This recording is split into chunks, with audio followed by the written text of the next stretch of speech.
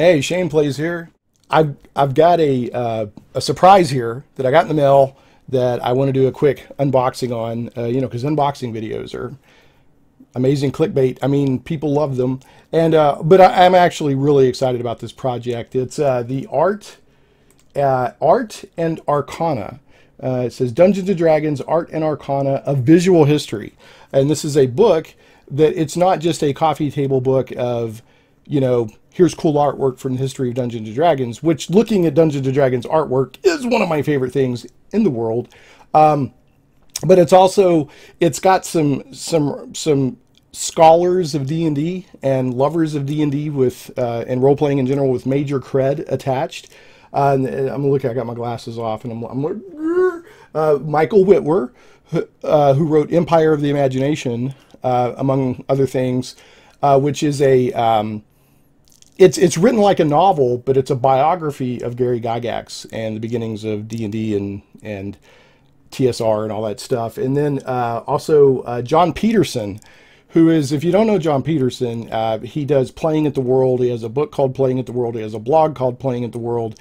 And he is, without a doubt, the RPG gaming scholar, bar none. I mean, I don't know of anybody else that goes on his level. I mean, he takes a very scholarly approach, and his stuff is amazing. Now, Mike and John, just for transparency, whatever you want to call it, have been on my Shane Play show before. And in fact, Mike will be on October 20th talking about this book that we're about to look at. And I'm hoping John and maybe others can make it. But anyway, they're really cool guys, and they love D&D and RPGs. Now, also Mike's brother, Michael Witwer, his brother is Sam Witwer, who you may know is an actor and a voice actor. Does a lot of, he's done Star Wars. He's the voice of Darth Maul. He was the voice and image and motion capture and all that for Star Killer in the Force Unleashed video games. And he loves role-playing games. So he's involved with this book. Now, I'm not familiar with Kyle. I hope to get more familiar, but it's Kyle Newman is also a co-author on this. So I went and looked up Kyle Newman after recording the video, and he's actually a pretty interesting guy. He's a director and a writer and a producer, done a little bit of acting. I would say in the geek world, he's probably best known as the director of 2009's Fanboys. So there you go. Now I've got this box here that's been teasing me, and boy, this thing's heavy, for about 2 days. And I've been so busy, I haven't been able to look at it. So right now, running on 3 hours sleep, before I go into work, I'm going to unbox this thing. I'm so excited. So let's do it. All right, here we go. You can imagine a drum roll. Da, da, da, da, da. You can see the coming out. So it's so awesome. No awesomeness is escaping. It is the awesomeness integrity field is holding together. Only any less than awesome that the shipping process may have introduced into the box is being released. So there's definitely a magical aura. Were I to cast detect magic on this box and its contents, the light revealed would be so blinding that it would probably affect my retinas and blow out my webcam. But anyway, oh, there we go. So, and there, got the bubble wrap. So not only do I get these books, I get some bubble wrap, baby. I also want to point out, I'm so excited about this. I've got my love cup. This is how much I love. I already know I'm going to love these books. So, yep, here we go. Got a, I got a press release from Penguin Random House talking about the books and what they're about. Now, I'm really appreciative to Mike and John and everybody for sending these, because they by no means had to send these to me. There's certain press copies they'll send out, and I'm just tickled to be included in that. So thank you very much, and I'm looking forward to talking on October 20th. Now, there's 2 books in here. All right, here's the first one. Oh, Look at that. Oh, that's pretty. Okay, I mean, that's foil. Oh, of course, the classic red box artwork. And then this is amazing. I can't believe they sent this. Look at that. It's in a slipcase with those kind of sort of foil highlights. And D&D has been doing these in some premium versions of their books. I think it's Hydro 52, Hydro 50. Hydro, the artist is really cool that does these. And so then we've got that. And I assume it's the same book, but in the slipcover. Well, yes and no. Keep watching. So, and boy, that's amazing. Now let's take a look briefly at the book, because I've got to get into work and earn some ducats, earn some gold pieces. Okay, so let's take a quick look. I don't know if that's going to show up, but the inside there is actually a sort of a classic dungeon map. Wilderness kind of, oh, it's the village of Hamlet from Temple of Elemental Evil. Opens up with that. That's the cover of the D&D 5e Monster Manual, actually. And then that's one of my favorite pieces of D&D art, period. It's either the Dungeon Master's Guide or the Player's Handbook of the first edition AD&D. And it's a guy sitting on a 6-sided dice, puffing his pipe, blowing smoke rings, little wizard. So it says a compiled volume of information and imagery for lovers of Dungeons and Dragons, including art, advertising, ephemera, and more. Another great, that's the cover of I think the second artwork cover for the first edition Player's Handbook for AD&D. Now, just looking here, we've got, these are the chapters. There's a forward introduction, read magic about this book. Then we get into the main chapters, which are Detect Magic, the original edition, Pyrotechnics, first edition, Explosive Runes, which is the Crash of 1983, Polymorph Self, which is second edition, Bigsby's Interposing Hand, the Fall of TSR, Reincarnation, third edition, Simulacrum. Am I saying that right? Simulacrum? That's one of those words, I think it's right when I hear but I never say it out loud. Anyway, all right. Maze, which is fourth edition. A Reincarnation, third edition, Simulacrum, version 3.5, and DDM, Maze, which is fourth edition, and Wish, which is fifth edition. Then acknowledgments and credits about the authors, and an index. So I'm not going to be able to go through this page by page, and that is not my intent here. I just want to kind of tease you with how cool this is, and then, you know, hopefully you'll go out and get your own copy. This is it's a piece, it's kind of, it looks like an Underdark scene. I don't know how well it's going to show up in those black and gray tones. Now, what I'll try to do here is just kind of, if there was ever a book that somebody, you know, like in the movies, they're like, we have a complete psychological profile on Mr. Shaneplays. And somebody studied me for 10 years and said, what is the perfect book to make for Shaneplay? This book is amazing. If there was ever a book that somebody, you know, like in the movies, they're like, we have a complete psychological profile on Mr. Shaneplays. And somebody studied me for 10 years and said, what is the perfect book to make for Shaneplay? This book is amazing. So what I'm going to do is just kind of try to show you some of what's going on here, just to give you an idea of what you'll find in this book. That's classic Errol Otis artwork, if I remember correctly.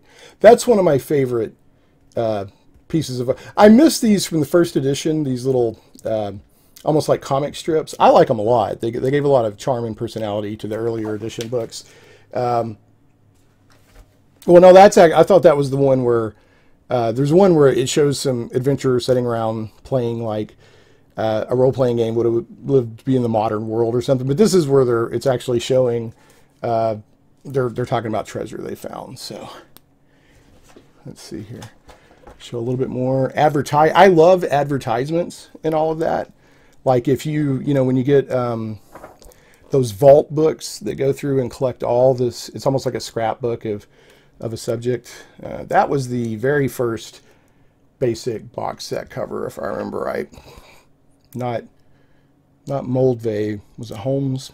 I think it was Holmes, then Moldvay, then Mincer, if I remember right. But yeah, I mean, this just gives you an idea of what you're going to find here. Just all kinds of stuff. And it's, you know, it's organized by the progression of D&D through the, you know, progression of its editions and history and TSR and Wizards of the Coast and all of that stuff. This is really cool. So I wish I could spend longer on this, but I just wanted to kind of tease you. There's Greyhawk. That was Gary Gygax's setting. Of course, the first setting, if you want to call it that, for D&D was Blackmoor by Dave Arneson. Some really amazing stuff in here. Like I said, it's not just artwork. There's also a lot of historical information in here too. And I just read something from Jon Peterson on his blog about this lizard, and even the little thing, the revisions this lizard icon went through for TSR and D&D and all that stuff. So really, there's a really old character sheet. Let's see. I'm wondering who that is. Original handwritten character record for Rob Kuntz's character Robilar from the earliest days of Dungeons & Dragons. So, I mean, this is like, that's about as historical as it gets. So, again, boy, I wish I could look at more of this, but check, you know, get you a copy of this book. If you're into D&D or RPG or just fantasy art and history at all, you need to get yourself a copy of this book. It really looks amazing. And again, thanks to Mike and John and everybody else. Thanks to Random House, Penguin Random House. I will take a quick look at this. I'm assuming it's the same book, but in a slipcase, but let's take a look. I don't want to use my scissors. Let's see if I've got a letter opener here, or I had a letter. Yeah, here it is.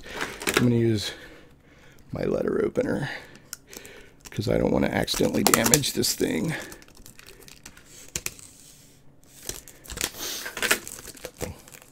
This is amazing. I mean, it's just really, I can't. And I will do, after the book comes out, I'll do and after I get a chance to talk with Mike and whoever else on the show on the 20th, I'll do a more in-depth like blog post or something with more information. But yeah, this got that amazing premium sort of foil highlights artwork. Like I said, it's Hydro something, Hydro 74, Hydro 54. Oh my goodness. Look at this. What in the... I didn't even know this was in here. I was wrong. It's not just the book in a slipcase. This is really premium stuff. So we've got a little envelope here. Yeah, I mean, I'm like, geek out, Will Robinson. My mind's blown, and not just because I'm running on no sleep.